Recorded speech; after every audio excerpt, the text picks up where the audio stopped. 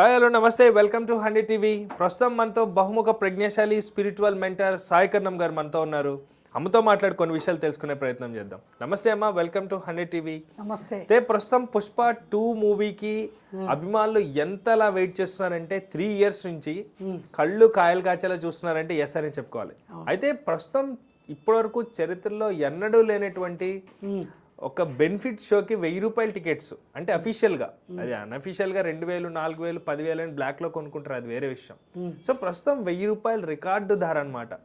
ఒక ప్రేక్షకుడి దగ్గర నుంచి 1000 రూపాయలు తీసుకోవడం అంటే ఎలా చూడాలి? అది తీసుకోవడం కాదండి, వాళ్ళు ఇచ్చైనా సరే ఆ సినిమాని మొట్టమొదటి షో చూడాలి అనే ఆతృత, అభిమానము వెల్లువయ్యి ఆ రకంగా సినిమా టికెట్ వెల పెరిగింది. అంతేకాని ఇక్కడ ఈ సందర్భంగా ఒక విషయం చెప్పాలి. ఒక 50 ఏళ్ల క్రితం నా చిన్నప్పుడు నేల టికెట్ పావలా, బెంచి 40 పైసలు, కుర్చీ 75 పైసలు, బాల్కనీ అని వేరే ఉండేది, లిమిటెడ్ సీట్లు ఉండేవి. ఆ బాల్కనీకి రూపాయి, అంటే రూపాయి అంటే ఇప్పుడు 1000 రూపాయలతో సమానము. ఆ రకంగా సినిమా టికెట్ల వెలలు ఉండేవి ఆ రోజుల్లో. మరి దాంతో పోల్చుకుంటే ఇప్పుడు ఈ టికెట్లు తల్లి బిడ్డ న్యాయంగానే ఉన్నట్టుగా అనుకోవాలి. ఎందుకంటే రూపాయి వాల్యూ కూడా చాలా తగ్గిపోయింది కదా. అందుకని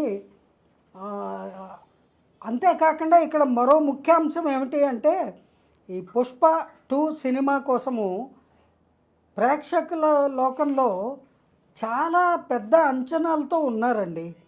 వాళ్ళ అంచనాలకు మించి ఉందా, కనీసం వాళ్ళ అంచనాల మేరకు ఉందా అని చూడాలనే ఆత్రంతో తగ్గేదేలే అని ఎన్ని వేలైనా సరే టికెట్లు కొనుక్కొని ప్రేక్షకులు ఆ సినిమాని చూస్తారు. మార్కెట్కి అయితే 100% వాళ్ళు అనుకున్న టార్గెట్ని కొల్లగొడుతుందంటే ప్రస్తుతం పెంచిన టికెట్ల ధర నుంచి మనం ఎలా అనుకోవాలి? 100% రీచ్ అయిపోతుంది. ఇది ఒక వారం రోజుల్లో వాళ్ళు ఊహించినటువంటి విజయాన్ని సాధించింది అనే వార్తలు మళ్ళీ మనం వాళ్ళు పెట్టే అన్ఎక్స్పెక్టెడ్ నెంబర్ అయితే రీచ్ అయిపోతారా? Unexpected number no doubt. అంటే అప్రాక్సిమేట్గా ఇప్పుడు అభిమానులు ఏమంటున్నారంటే దాదాపుగా మినిమం 15 to 2000 crores అంటున్నారు. వాస్తవమా? జరుగుతుందా? ఆ ఫిగర్ని దాటినా ఆశ్చర్యపోక్కర్లేదండి.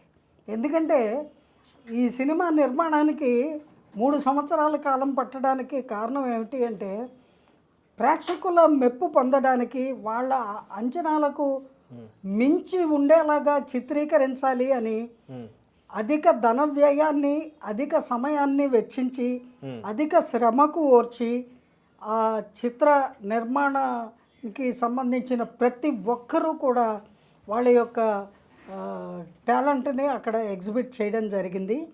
అది ఇప్పుడు రేపు రాత్రి నుంచి అందరూ చూడబోతున్నారు.